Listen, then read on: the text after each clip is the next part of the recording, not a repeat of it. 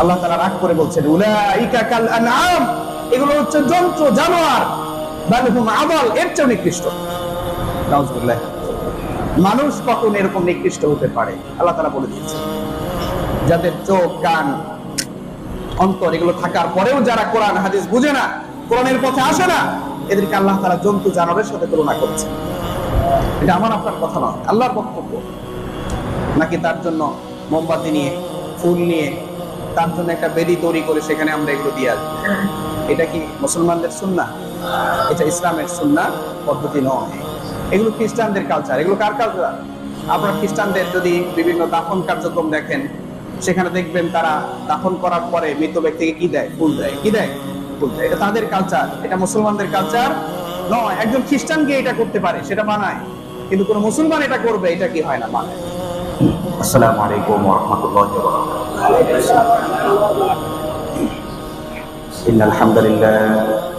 ইন্নাল হামদুলিল্লাহ নাহমাদুহু ওয়া নাস্তাঈনুহু ওয়া নাস্তাগফিরুহু ওয়া নু'মিনু বিহি ওয়া নাতাওয়াক্কালু আলাইহি ওয়া নাশহাদু আন লা ইলাহা ইল্লাল্লাহুল হাইয়ুল কাইয়্যুম লা তা'খুযুহু সিনাতুন ওয়া লা নাওম ونشهد أن سيدنا حبيبنا ومولانا محمد الذي أرسله بالحق بشيرا ونذيرا وداعيا إلى الله بإذنه وسراجا منيرا أما بعد فقد قال الله سبحانه وتعالى في كلامه المجيد فأعوذ بالله من الشيطان الرجيم بسم الله الرحمن الرحيم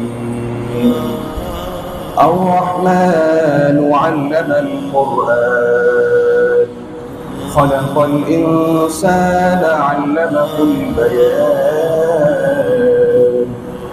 وقال الله تعالى إن الله وملائكته يصلون على النبي يا أيها الذين آمنوا صلوا عليه وسلموا تسليما اللهم صل على محمد وعلى آل محمد كما صليت على إبراهيم وعلى آل إبراهيم إنك حميد مجيد اللهم بارك على محمد وعلى آل محمد كما باركت على إبراهيم وعلى آل إبراهيم إنك حميد مجيد মহিয়ান কোরিয়ান সর্বশক্তিমান কখনাইসা পর্যালালের দরবারে লাখ কোটি শুকর গুজার হচ্ছি যে মহান মনিব আমাদেরকে সৈয়দুল আইয়াম ইয়াউমুল জুমআ সৈয়দুল মাকান আফদলুল মাকান ফিল আলাম, পৃথিবীর শ্রেষ্ঠ জায়গা আল্লাহর মসজিদে এসে জুমার খুতবা শোনা, জুমার কার্যক্রম পরিচালনার জন্য আগে ভাগে উপস্থিত হওয়ার সুযোগ করে দিয়েছেন।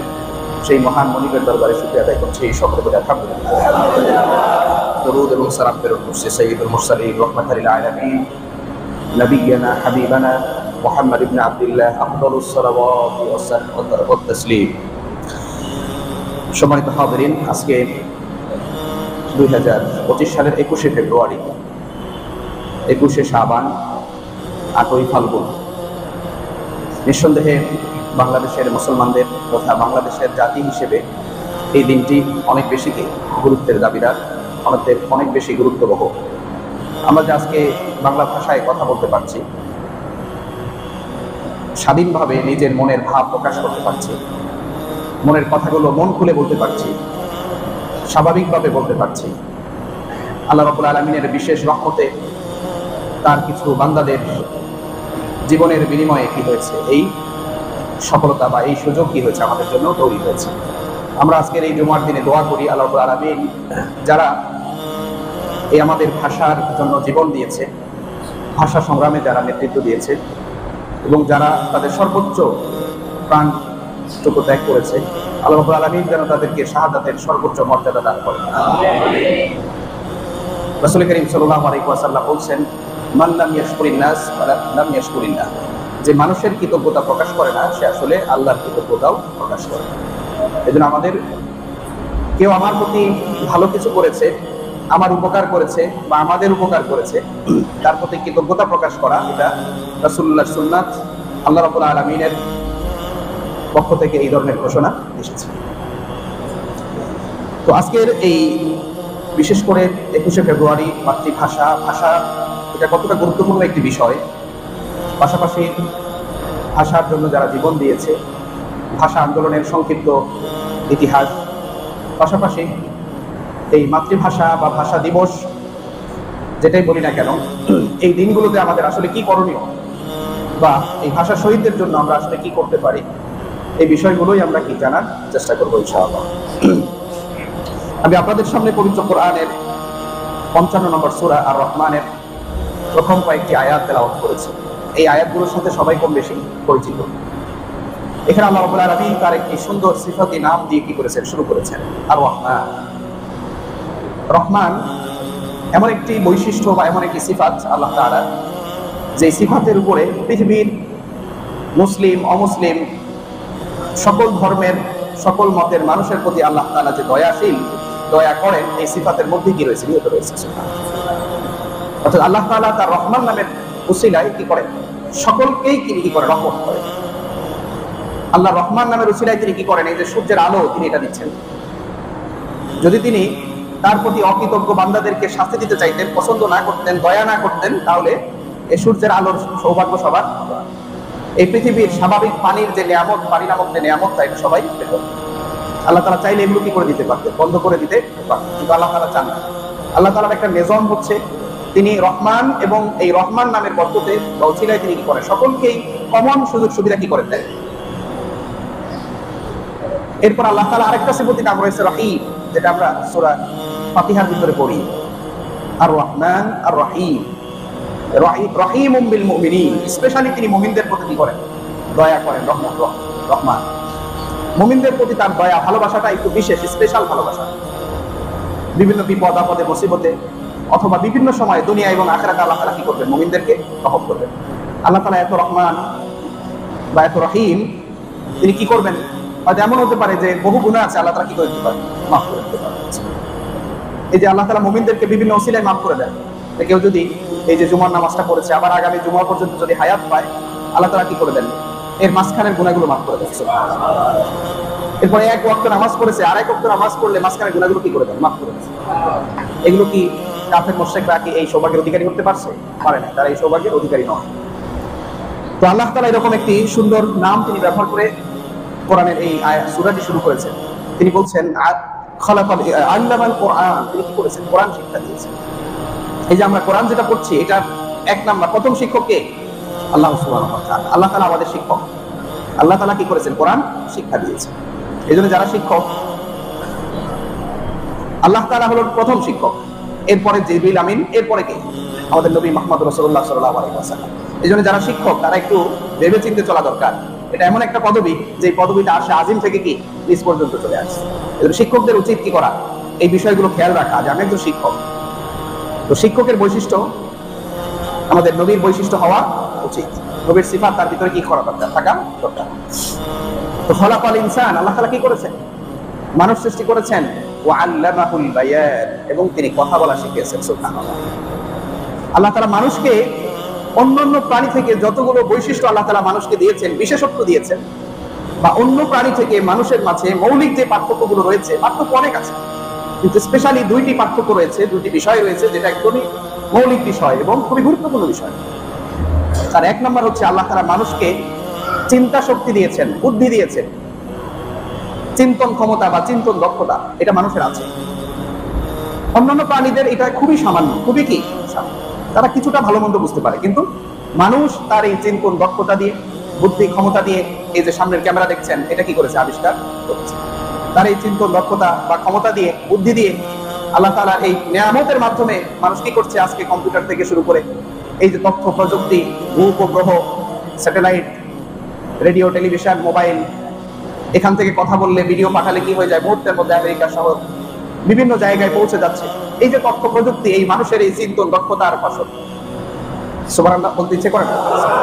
আল্লাহ তাআলা এত বড় একটা নিয়ামত আমাদেরকে দিয়েছেন। সুবহানাল্লাহ। আল্লাহর এই নিয়ামত এত বিশাল, এটা আমরা কল্পনা করতে পারি।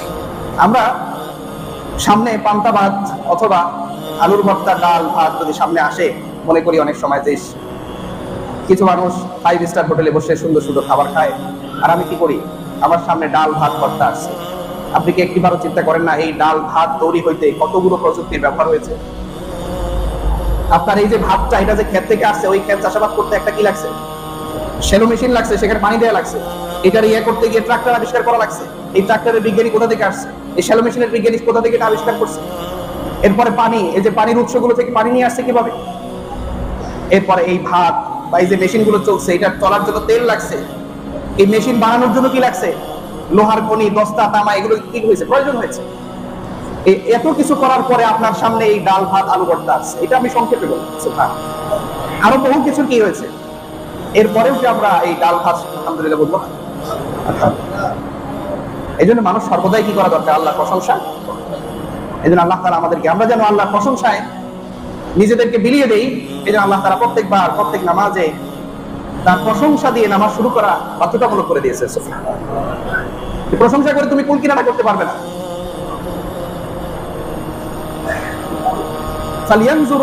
ফালিয়ানজুরিল ইনসানু ইলা তাআম, আল্লাহ তাআলা বলছেন যে মানুষ তার খাবারের দিকে কি দেখে, মানুষের উচিত তার খাবারের দিকে তাকানো। এগুলো কেমনে আসছে? একটা ধান বীজ, এটা রোপণ করে দিয়ে আসছে, এরপর কি হইতেছে, এটা আস্তে আস্তে হচ্ছে। এটা কেমনি হয়েছে? এটা কৃষক, সে বীজটা রোপণ করে ক্ষেতের মধ্যে দিয়ে আসছে, এটা কেমনি হয়ে গেছে? ফালিয়ানজুরিল ইনসানু ইলা তাআম, মানুষের উচিত তার খাবারের দিকে তাকানো, মানুষের দেহের দিকে তাকানো উচিত। কাইফা খুলিকাত, কিভাবে তাকে সৃষ্টি করা হয়েছে। আফালা ইউসিরুন, তারা কি দেখে না, চিন্তা করে না? ওয়াফি আনফুসিকুম আফালা তুবসিরুন, তোমাদের নিজেদের মধ্যে কি রয়েছে? আল্লাহর বহু নিদর্শন কি রয়েছে? আছে, আল্লাহ যে আছেন, আল্লাহর যে ক্ষমতা, পাওয়ার, নিয়ামত যে রয়েছে, এটা বহু নিদর্শন কি রয়েছে? ওয়াফি আনফুসিকুম আফালা তুবসিরুন, তোমাদের নিজেদের মধ্যে রয়েছে, একটু তাকাও। আল্লাহর যে অস্তিত্ব, ক্ষমতা, পাওয়ার যে আছে, একটু দেখো। এই যে আমাদের কথা বলার ক্ষমতা, জিহ্বা, মুখ, এরপরে ব্রেন, কথা বলতে গিয়ে যে উপকরণগুলো ব্যবহার হচ্ছে, এগুলো কিভাবে কাজ করছে আমরা চিন্তা করি? চোখ দিয়ে একটা জিনিস দেখছি, দেখার পরে এটা মাথায় চিন্তা করতেছে, করার পরে এটা জিহ্বা কি করতেছে, এটা কথাগুলোকে সাজিয়ে নিয়ে আসছে, মুখ ঠোঁটের মাধ্যমে এটা বের হয়ে যাচ্ছে। সুবহানাল্লাহ। এই যে এতগুলো কলা কৌশল, এরপরে পুরো বডির ভিতরে যে এত কলা কৌশল, এগুলো মেডিকেল সায়েন্স নিয়ে যারা পড়ছেন তারা ছাড়া এটা ব্যাখ্যা করা কঠিন। এই জন্য ডাক্তাররা নাস্তিক কম হয়। ডাক্তাররা কি হয়? নাস্তিক কম হয়। ডাক্তারদের মধ্যে নাস্তিক বেশি পাবেন না, খুব কম। শয়তানের একান্ত দোষর ছাড়া কি হয় না, ডাক্তাররা নাস্তিক হয়। কারণ তারা এত কলা কৌশল এখানে দেখেছে, এত সৃজনশীলতা এখানে দেখেছে, এত কারিশমা এখানে দেখেছে, যে তারা রব্বুল আলামিনের প্রতি তাদের আস্থা, বিশ্বাস বহুগুণে কি হয়ে গেছে, বেড়ে গেছে। ওয়াফি আনফুসিকুম আফালা তুবসিরুন, তোমরা কি তোমাদের নিজেদের দিকেও তাকাও না? দেখলেও তো সেখানে কি পাবে? আল্লাহর বহু নিদর্শন কি পাবে তুমি দেখবে, যেগুলো মানুষের পক্ষে কি নয়, সম্ভব নয়। তো এভাবে আল্লাহ তাআলা মানুষকে কি করেছেন? অন্যান্য প্রাণী থেকে এক নম্বর বৈশিষ্ট্য হলো, পৃথক পার্থক্যকারী বিষয় হচ্ছে চিন্তন শক্তি বা চিন্তা করার ক্ষমতা দিয়েছেন। আরেকটি বৈশিষ্ট্য হচ্ছে আল্লামাহুল বায়ান, তিনি মানুষকে কথা বলা শিখিয়েছেন। কথা বলা শিখিয়েছেন তিনি। এই যে আমরা কথা বলতে পারি, কোন প্রাণী কথা বলতে পারে? প্রাণীর কোন ভাষা আছে? ভাষা যদি থাকতো তাহলে বহু কিতাব রচনা হয়ে যেত না? পৃথিবীতে তো শত শত নয়, হাজার হাজার কি রয়েছে, ভাষা রয়েছে। এক বাংলাদেশেই তো কত রকমের ভাষা আছে। বাংলা ভাষারই বহু কি রয়েছে, উপভাষা রয়েছে। নোয়াখালী যান, ভাষার একটা আলাদা বৈচিত্র্য। সিলেটে যান, আলাদা এক ধরনের কি রয়েছে, অ্যাকসেন্ট রয়েছে। সিলেটের মানুষ ঢাকায় থাকে, মাশাআল্লাহ খুব সুন্দর বাংলা ভাষায় কথা বলে, কিন্তু সিলেটের আরেকজন ভাইয়ের সাথে দেখা হওয়ার সাথে সাথে তার ভাষা অটোমেটিক কি হয়ে যায়, চেঞ্জ হয়ে যায়। এটা একটা বিশেষ সৌন্দর্য। তারা স্বাভাবিক ভাষায় কথা বলতে পারে না। আমি এটা দেখেছি। নোয়াখালীর চিটাগাঁয়ের লোকজন পরস্পরের সাথে দেখা হলেও কি করতে পারে, স্বাভাবিক ভাষায় কথা চালিয়ে নিতে পারে, কিন্তু কেন যেন সিলেটের লোকজন পারে না। সিলেটে দেখা হওয়ার সাথে সাথে তার ভাষা কোন কি হয়ে যায়, টোটাল চেঞ্জ হয়ে যায়। এটা একটা আল্লাহ রাব্বুল আলামিনের নিদর্শন। সুবহানাল্লাহ। এজন্য আল্লাহ তাআলা বলেন, অমিন আয়াতিহি খালকুস সামাওয়াতি ওয়াল আরদ, যে এই যে আসমান এবং জমিনের যে সৃষ্টি রাজত্ব রয়েছে আল্লাহ সুবহানাহু ওয়া তাআলার, এর ভিতরে এত বহু কি রয়েছে, নিদর্শন রয়েছে। সুবহানাল্লাহ। তো এর মধ্যে একটি বিশেষ নিদর্শন হচ্ছে ওয়াহতিলাফু আলসিনাতিকুম ওয়া আলওয়ানিকুম। আল্লাহ তাআলা এই লক্ষ নয়, কোটি নয়, তার যে বহু নিদর্শন, যত নিদর্শন পৃথিবীতে রয়েছে তার মধ্যে একটি গুরুত্বপূর্ণ নিদর্শন রয়েছে মানুষের ভাষা এবং রঙের যে ভিন্নতা। এটা মানুষের ভাষার বৈচিত্র্য, বিভিন্ন রকমের ভাষা, এটা আল্লাহ রাব্বুল আলামিনের সৃষ্টি।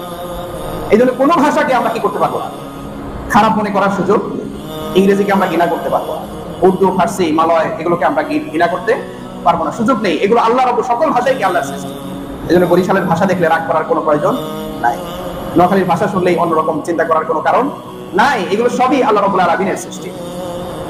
নাহলে কেমনে হলো? কে শুরু করছে? কে প্রথম নোয়াখালীর ভাষায় কথা বলছে বলতে পারবে? কে প্রথম আরবি ভাষায় কথা বলেছে? কে প্রথম বাংলা ভাষায় কথা বলেছে? এগুলো আল্লাহ তাআলা কি করেছেন? মানুষের মাঝে তাদের প্রয়োজনের তাগিদে এগুলো আল্লাহ তাআলা কি করেছেন? তাদের মুখ দিয়ে বের করে দিয়েছে। সুবহানাল্লাহ। কিন্তু এই যে পৃথিবীর সৃষ্টির শুরু হয়েছে হাজার হাজার বছর আগে থেকে, কি পৃথিবীর কার্যক্রম শুরু হয়েছে আদম আলাইহিস সালাম থেকে শুরু করে আজ পর্যন্ত কত পশু পাখি এই পৃথিবীতে এসেছে। এই পশু পাখির ভাষা লেখার জন্য কোনো কিতাব রচনা, তার মানে আল্লাহ তাআলা পশু পাখিকে কোনো ভাষা, স্পেশালি কোনো ভাষা দেন না। এই ভাষার মর্যাদা কেবলমাত্র মানুষ। আল্লাহ তাআলা বলছেন, আমি আদম সন্তানকে কি করেছি? সম্মানিত করেছি, মর্যাদা দিয়েছি।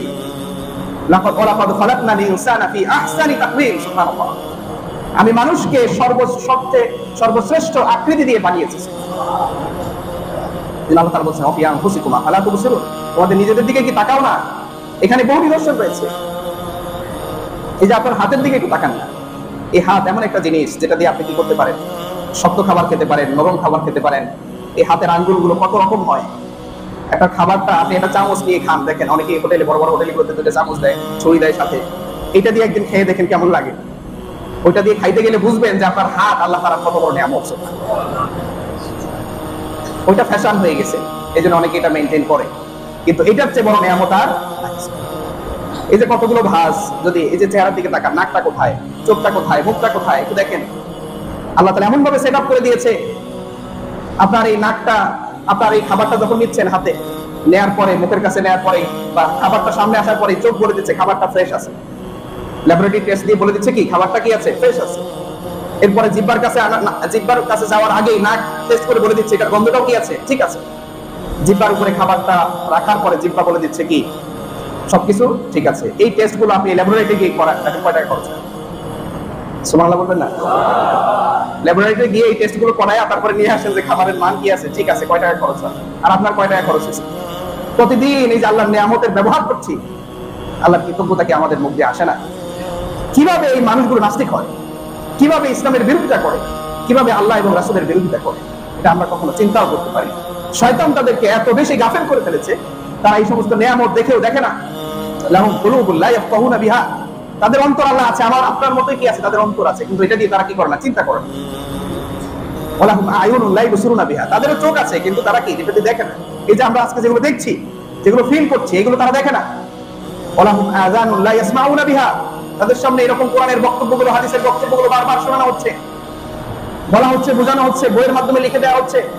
লা ইয়াসমাউনা বিহা, তাদের এই কানগুলো কি করে না, এগুলো শুনে না। আল্লাহ তাআলা রাগ করে বলছেন, উলাইকা কাল আনআম, এগুলো হচ্ছে জন্তু, জানোয়ার, বাল হুম আদাল, এর চেয়ে নিকৃষ্ট। নাউযুবিল্লাহ। মানুষ কখন এরকম নিকৃষ্ট হতে পারে? আল্লাহ তাআলা বলে দিয়েছেন, যাদের চোখ, কান, অন্তর এগুলো থাকার পরেও যারা কোরআন হাদিস বুঝে না, কোরআনের পথে আসে না, এদেরকে আল্লাহ তাআলা জন্তু, জানোয়ারের সাথে তুলনা করেছেন। এটা আমার আপনার কথা নয়, আল্লাহর বক্তব্য। তো আমরা যেটা বলছিলাম যে আল্লাহ তাআলা মানুষকে কথা বলা শিখিয়েছেন, এটা হচ্ছে মানুষের জন্য অনেক বড় নিয়ামত। এই নিয়ামতের কি শুকরিয়া আদায় করে শেষ করা যাবে? যাবে না।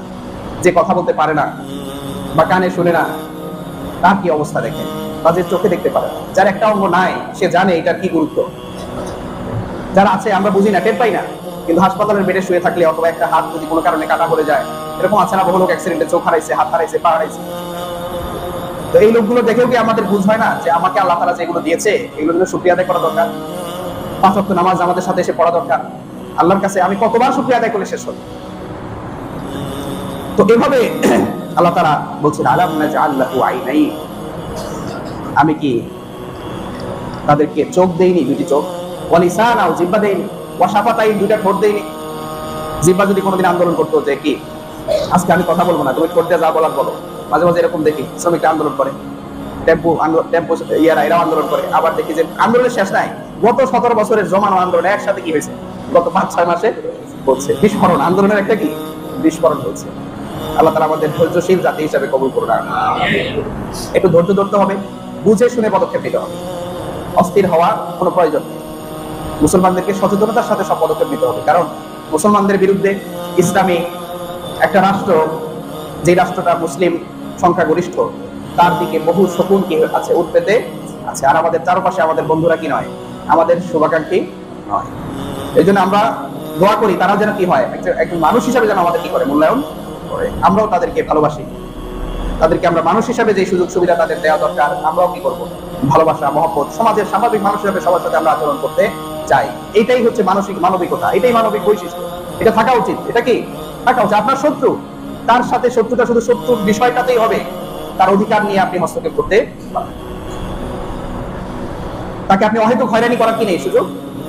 আপনার যেই বিষয় তার সাথে মামলা, ওই বিষয়ে আপনি হবে, কিন্তু তাকে আপনি ব্যবসায় ধরা দিবেন অথবা তার অন্য কোনো ক্ষতি করবেন, এটার সুযোগ কি ইসলামে দেওয়া হয়? তার সাথে মামলা আছে, তার সাথে বিরোধ থাকতেই পারে, এটা আদালতের মাধ্যমে সমাধান হবে। রাজনৈতিক মতভিন্নতা থাকতেই পারে, দলীয় মতভিন্নতা থাকতে পারে, মাযহাবী মতভিন্নতা থাকতে পারে, কিন্তু একজন মানুষ হিসেবে মানুষের যে অধিকারগুলো রয়েছে তার 1% যদি আমি তার অধিকার নষ্ট করি, আল্লাহ রাব্বুল আলামিনের কাছে জবাব দিয়ে আমি কি করতে পারবো না, কুল করতে। ওই মানুষের হক না বুঝিয়ে দেওয়া পর্যন্ত, ওই লোকটার হক না বুঝিয়ে দেওয়া পর্যন্ত কিয়ামতের দিন পার পাওয়া যাবে না। আমি যতই আমল করি না কেন, এই সমস্ত আমলগুলো কি হয়ে যাবে, বরবাদ হয়ে যাবে। তো এভাবেই আল্লাহ রাব্বুল আলামিন মাতৃভাষা তথা আমাদের যে মুখের ভাষা, এটা এত গুরুত্বপূর্ণ আল্লাহ রাব্বুল আলামিনের কাছে যে তিনি কি করছেন, সূরা ইব্রাহিমে বলছেন ওয়ামা আরসালনা মির রাসূলিন ইল্লা বিলিসানি কওমিহি লিয়ুবাইয়িনা লাহুম। আল্লাহ বলছেন আমি কোন কওমের কাছে একজন রাসূল পাঠাইছি, বা যেই রাসূলই পাঠাই না কেন, প্রত্যেককেই তার কওমের যেই ভাষা সেই ভাষা দিয়েই পাঠিয়েছি, লিয়ুবাইয়িনা লাহুম, যেন তিনি তাদেরকে এই কথাগুলো, তার বক্তব্যগুলো, আমার মেসেজগুলো যেন কি করতে পারেন, সুন্দর করে মানুষের সামনে বুঝিয়ে দিতে পারেন। অর্থাৎ আল্লাহ তাআলা প্রত্যেক নবী এবং রাসূলকে তার কওমের ভাষাই ওহী দিয়ে পাঠিয়েছেন। ইব্রাহিম আলাইহিস সালামকে তার গোত্রের যে ভাষা, ওই ভাষা দিয়ে তিনি কি করতেন, ওহী দিতেন। ইহুদিরা মুসা আলাইহিস সালাম তাদেরকে কি করতেন, হিব্রু ভাষায়, কি দেখবেন ইহুদিদের যে গ্রন্থ জাবুর বা তাওরাত, এগুলো কি হিব্রু ভাষায় রচিত হয়েছে। এভাবে প্রত্যেক ধর্মে বা প্রত্যেক নবীরা যখন পৃথিবীতে এসেছেন, ওই কওমের বা ওই গোত্রের ওই এলাকার ভাষায় কি হয়েছে, নাজিল হয়েছে। কেন? কারণ লিয়ুবাইয়িনা লাহুম, যেন তিনি তাদেরকে কি করতে পারেন, ওই ভাষায় তাদের বুঝিয়ে দিতে পারেন। এই জন্য মাতৃভাষা, এটার একটা কি রয়েছে, গুরুত্ব রয়েছে। কারণ এটাই একমাত্র ভাষা যে ভাষায় আপনার মনের সকল কথাগুলোকে সুন্দর করে সাজিয়ে গুছিয়ে আপনি উপস্থাপন করতে পারেন। আপনার কথাগুলোকে আপনি বাংলায় যে সুন্দর করে বলতে পারবেন, ইংলিশে এত সুন্দর করে বলতে পারবেন না, আরবিতেও বলতে পারবেন, আপনার ভাষাই আপনি এভাবে বলতে পারবেন। এই ভাষাটা গুরুত্বের আরো একটা বড় কারণ হচ্ছে, এই ভাষাটা আমাদের প্রিয় মায়ের থেকে আমরা কি প্রথম শিখেছি। এটা আমার মায়ের ভাষা, এই জন্য বলা হয় কি এটা মাতৃভাষা। এটা এত গুরুত্ববহ হওয়ার কারণে, এটা এত প্রিয় হওয়ার কারণে বুকের তাজা রক্ত দিতেও বাংলার দামাল ছেলেরা কি করে নাই, পিছপা হয় নাই। সুবহানাল্লাহ। ভাষার প্রতি ভালোবাসা, দরদ, যে আমার ভাষা এটাই থাকতে হবে। পৃথিবীর ভিতরে বাংলাদেশ বা এই বাংলা ভাষাভাষীরাই একমাত্র জাতি যে জাতিরা নিজের ভাষা রক্ষার জন্য জীবন দিয়েছে। আল্লাহ একমাত্র, এই জন্য এটাকে কি করা হয়েছে, আন্তর্জাতিক মাতৃভাষা দিবস করা হয়েছে, ইন্টারন্যাশনাল মাদার ল্যাঙ্গুয়েজ ডে করা হয়েছে। এটাকে বিশ্বব্যাপী স্বীকৃতি দেওয়া হয়েছে 1999-এ, অর্থাৎ আপনার 1999-তে এই স্বীকৃতিটা কি করা হয়েছে, দেয়া হয়েছে। তো ভাষার ইতিহাস আমরা এখন এই মুহূর্তে বলে শেষ করা যাবে না। আমরা এখন শুধু বলবো যারা ভাষার জন্য জীবন দিয়েছে তাদের জন্য আমাদের কিছু করণীয় রয়েছে।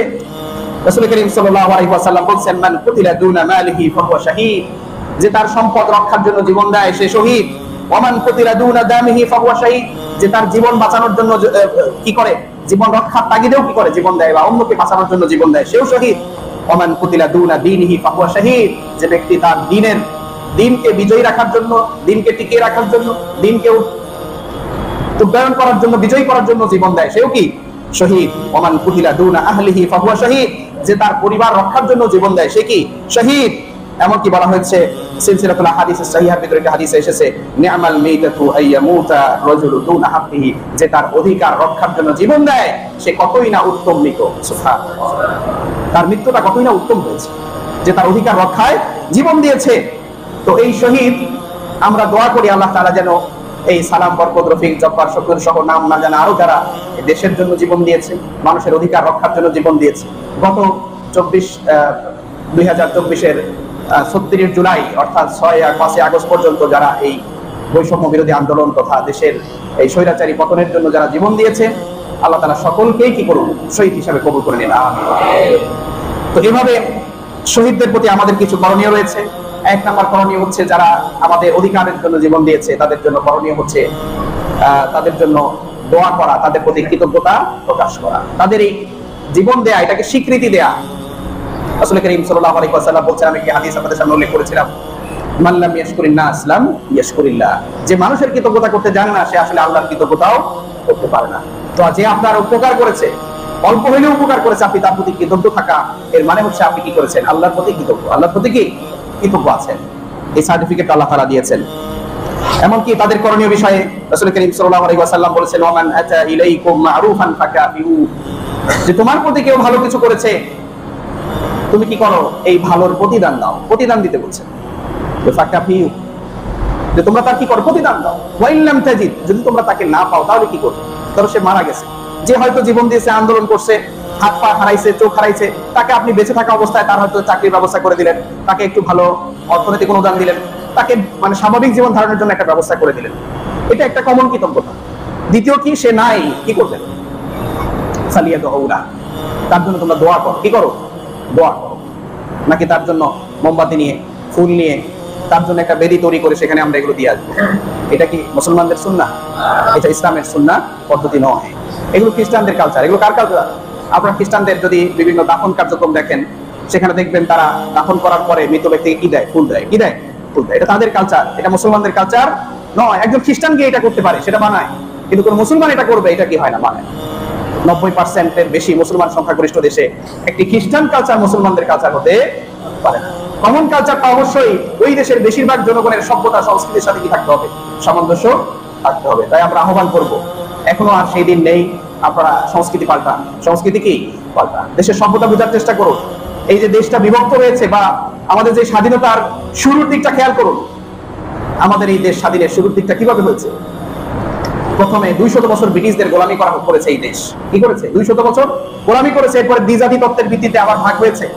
তখন এই দ্বিজাতি তত্ত্ব, এটা কাকে বলে, এই দ্বিজাতি তত্ত্ব মানে হচ্ছে হিন্দু এবং মুসলমান। দ্বিজাতি মানে দুই জাতি, কয় জাতি, দুই জাতি। যে এই জনপদে মুসলমানরা থাকবে, এই জনপদে বেশিরভাগ হিন্দু যেখানে আছে সেটা হবে হিন্দু রাষ্ট্র, বা সেটা একটা দেশ হবে। আবার যে দেশে গিয়ে মুসলমান বেশি, যে অঞ্চলগুলোতে, এইগুলো কি হবে, মুসলমান রাষ্ট্র হবে। এই জাতি দ্বিজাতি তত্ত্বের ভিত্তিতে কি হয়েছে, দেশ ভাগ হয়েছে।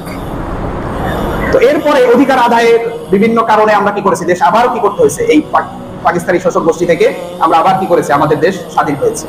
সেটা আমার লম্বা ইতিহাস, এগুলো বলার অপেক্ষা ইয়ে রাখে না, সময় রাখে। তো আমাদের ইতিহাসটা কিন্তু শুরু হয়েছে সেখান থেকে। আমরা শুধু 71 দেখলে হবে না, আমাদের এর আগে 52 আছে, এর আগে কি আছে, 47 আছে। ব্রিটিশদের থেকে স্বাধীনতা, 200 বছর গোলামির পরে স্বাধীনতা, এটা কম বিষয় না। সেইখান থেকে কোন চেতনা নিয়ে ভাগ হয়েছে, আর আপনি সেই দেশে হিন্দুয়ানি কালচার, খ্রিস্টান কালচার আপনি করবেন, এটা কি করা যায় না, মেনে নেওয়া যায় না। এটা হিন্দুদের কালচার বা খ্রিস্টানদের কালচার তৈরি করার জন্য এই দেশ কি করা হয়নি, স্বাধীন করা হয় নাই। এটা মুসলমানের দেশ। আল্লাহ তাআলা চতুর্পাশে হিন্দু, খ্রিস্টান, বা আপনার কি বলে এটাকে, বার্মার বা যেখানে আছে বৌদ্ধরা, চতুর্পাশে তার মাঝখানে একটা দেশ যেখানে বেশিরভাগই কি মুসলমান। এদেশে হিন্দু, মুসলমান, বৌদ্ধ, খ্রিস্টান, অন্যান্য সকল ধর্মের লোকরা শান্তিপূর্ণ সহাবস্থান করছে, এটাতে কোনো সমস্যা নেই। কিন্তু এই দেশের মুসলমানদের বেশিরভাগ আইন কানুন হওয়া উচিত কি, এই দেশের মুসলমানের বেশিরভাগ মুসলমান কোন ধর্মের, কোন দিনের, সেটাকে সামনে রেখে। আপনি আমেরিকায় গিয়ে আমেরিকায় ইসলামী রাষ্ট্র কায়েম করা সহজ নয়, কিন্তু এই বাংলাদেশ বেশিরভাগ মুসলমানের দেশে ইসলাম দিয়ে দেশ চলাটাই কি সঙ্গত, এটাই কি দাবি রাখে। আল্লাহ তাআলা আমাদের বোঝার তৌফিক দান করুন, আমিন। তো এভাবে আমরা যারা ভাষা দিবসের শহীদ যারা রয়েছে তাদের জন্য দোয়া করব, তাদের প্রতি কৃতজ্ঞ থাকবো, এবং তাদেরকে বিভিন্ন সাহায্য সহযোগিতা যারা বেঁচে আছে তাদের করার চেষ্টা করবো। এটা রাষ্ট্রীয়ভাবে হতে পারে, স্বাভাবিকভাবেও হতে পারে। এরপরে যারা এই দেশে ভাষার জন্য জীবন দিয়েছে, তাদের যেই উদ্দেশ্যে দিয়েছে, মাতৃভাষা এটাকে টিকিয়ে রাখা, এই ভাষা রক্ষার জন্য কি করতে হবে, চেষ্টা করতে হবে। এই ভাষার ভিতরে নানা রকম উদ্ভট ভাষা ঢুকানো যাবে না। এখন এই ভাষার যত্ন এটা ভুলে গেছে মানুষ। আমাদের ভাষার ভিতরে বহু কি হয়েছে, ভাষা ঢুকে এটা একটা মিক্সড একটা ভাষা হয়ে গিয়েছে। এই যে মিক্সড বললাম, কি বললাম, বাংলা ভাষার ভিতরে মিশ্র না বলে কি বলেছে, মিক্সড হয়ে গেছে, মানে এই যে এরকম কি ঢুকে গেছে।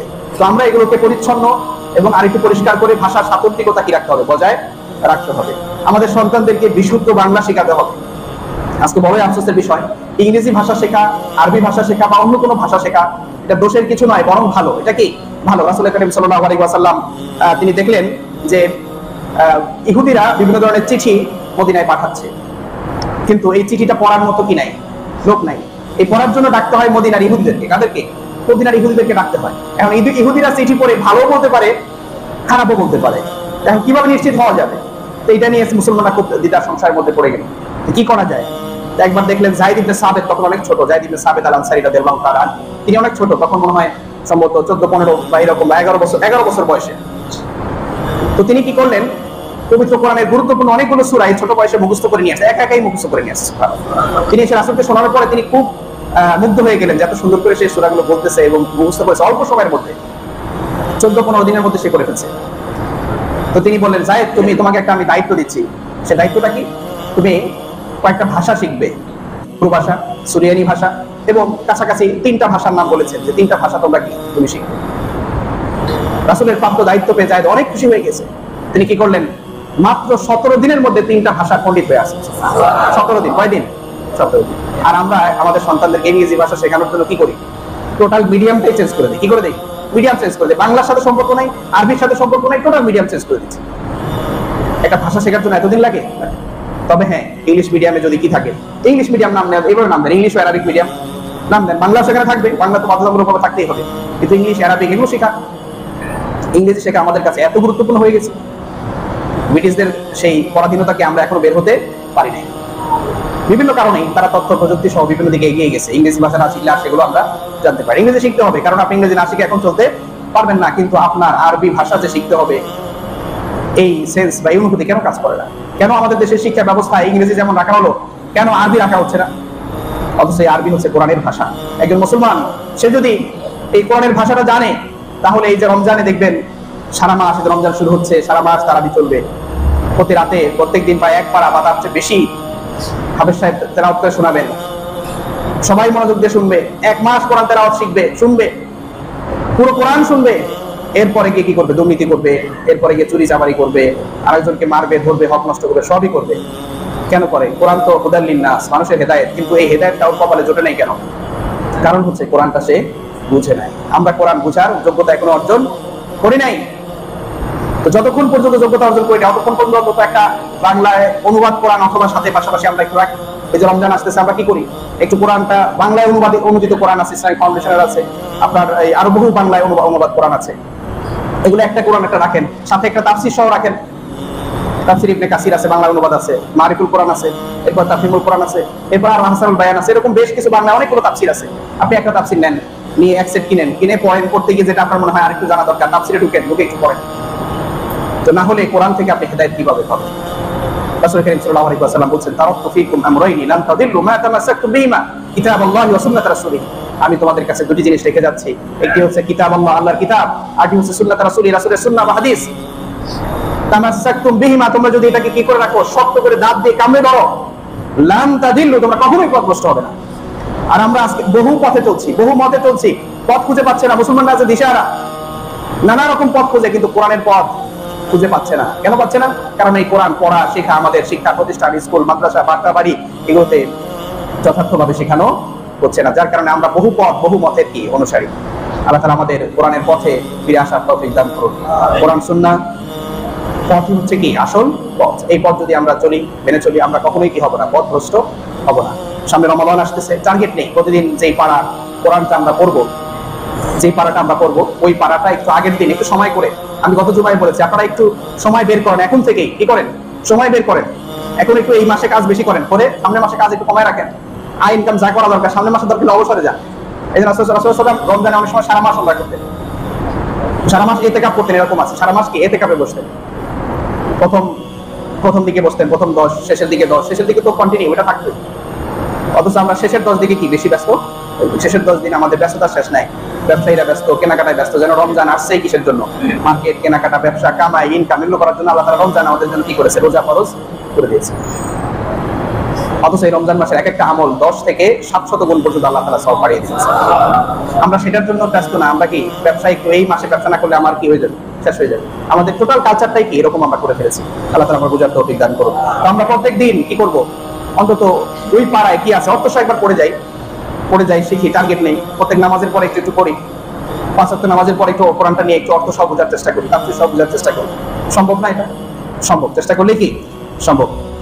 আল্লাহ তাআলা আমাদের পবিত্র রমাদান আসছে, রমাদান মাসে যেন আমরা ফসল করে তুলতে পারি, সেই তৌফিক আমাদেরকে দান করুন। আমিন।